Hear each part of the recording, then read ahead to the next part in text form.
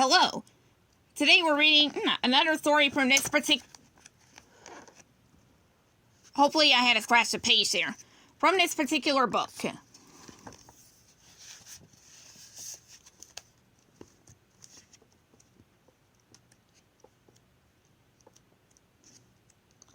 Hold on, this will take a bit.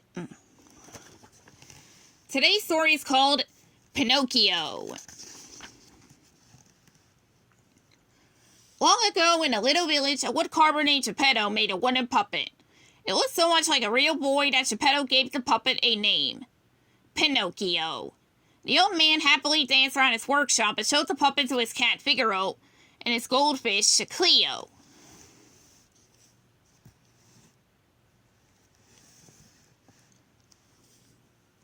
As Geppetto celebrated, a tiny traveler named Jiminy Cricket slipped into the workshop. The cricket needed a warm place to sleep that night. He watched as Geppetto set the puppet down and gazed out the window at the night sky. "The wishing star!" Geppetto cried. He looked at it hopefully. "I wish that my little Pinocchio might be a real boy."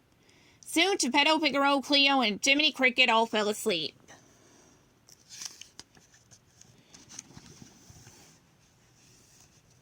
Before long, a shimmering light filled the workshop and woke up Jiminy Cricket. It was the Blue Fairy. She had heard Geppetto's wish. "Little puppet made of pine, awake," commanded the Blue Fairy. She waved a magic wand over Pinocchio, and the puppet came to life. But Pinocchio was not a real boy yet. First, he had to prove that he was brave, truthful, and unselfish. Knowing Pinocchio would need help, the Blue Fairy made Jiminy Cricket the puppet's conscience. The cricket would help him choose between right and wrong.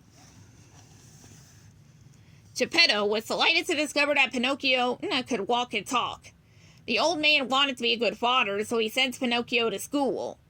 Along the way, Pinocchio met a fox named Honest John and a cat named Gideon. Pinocchio told them where he was going. "School?" Honest John said. "Then you haven't heard of the easy road to success. I'm speaking, my boy, of the theater."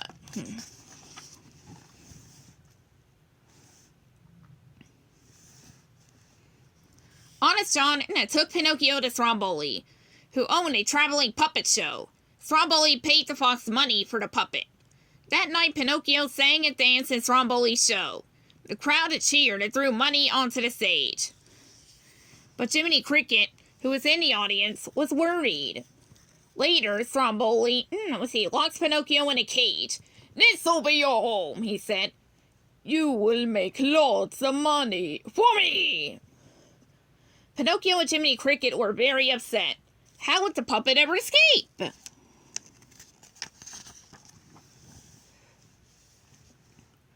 Luckily, the Blue Fairy arrived. But when she asked Pinocchio why he missed school, he lied. His nose grew a little. Each time she asked Pinocchio a question, he lied. With each lie, his nose grew longer and longer. The Blue Fairy reminded him to always tell the truth if he wanted to be a real boy. "Oh, I will," Pinocchio promised. The Blue Fairy fixed his nose and set him free. Going home, Pinocchio and Jiminy Cricket ran into Honest John again. He got Pinocchio to go to Pleasure Island. Jiminy Cricket warned Pinocchio not to go, but the puppet just wanted to have fun. He didn't think about Geppetto or that he might get worried when Pinocchio didn't come home. On Pleasure Island, Pinocchio made friends with a boy named Lampwick. Together they explored the island. There were rides and treats, and the boys could do anything they wanted.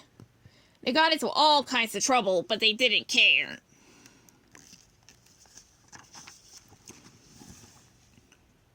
Then, after several days, Lampwick and Pinocchio, they each sprouted ears and a tail. They started turning into donkeys. The coachman who ran the island shouted at them, "You boys have had your fun, now pay for it." When Lampwick had changed completely into a donkey, Jiminy Cricket knew he had to get Pinocchio off the island fast. Pinocchio and Jiminy Cricket finally escaped. They rushed back to Geppetto's house. When they arrived, it was empty. Just then the Blue Fairy sent down a letter that fell from the sky. It explained that Geppetto had gone to look for Pinocchio. While he was at sea, the woodcarver's ship had been swallowed by a whale named Monstro. Geppetto was living in Monstro's belly. I'm going to find him, Pinocchio said to Jiminy Cricket.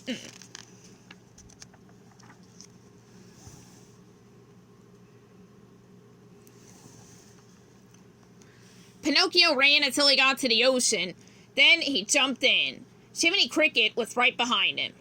The pair began to search. Whenever they asked the other sea creatures about Monstro, they quickly swam away.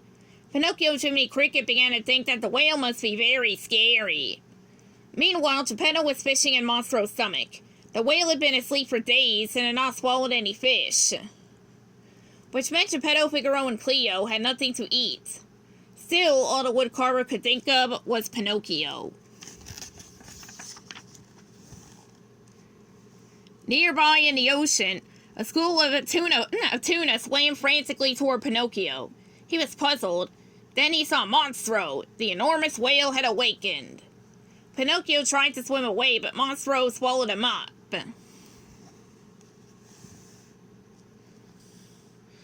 Moments later, Geppetto pulled a tuna onto the deck of his ship, with Pinocchio clutching its tail. Father! Pinocchio cried. I'm so happy to see you, Geppetto said, hugging his son. I came to save you, said Pinocchio. But Geppetto told him there was no escape. Nothing could get past Monstro's huge teeth. Pinocchio had an idea. They would build a huge fire with lots of smoke, so the whale would sneeze and open its mouth. What a great escape. As the fire grew, Pinocchio, Geppetto, Cleo, and Figaro climbed onto a raft. Monstro's mouth started to open. The whale sneezed them into the ocean. We made it, shouted Pinocchio. Monstro was furious. He chased after the raft and smashed it into it. The raft broke into pieces, knocking everyone into the water. Pinocchio grabbed Geppetto and swam. Just as Monstro was about to swallow them again, Pinocchio pulled Geppetto into a small cave in the rocks. He had saved his father. When Geppetto woke up, he was on the beach.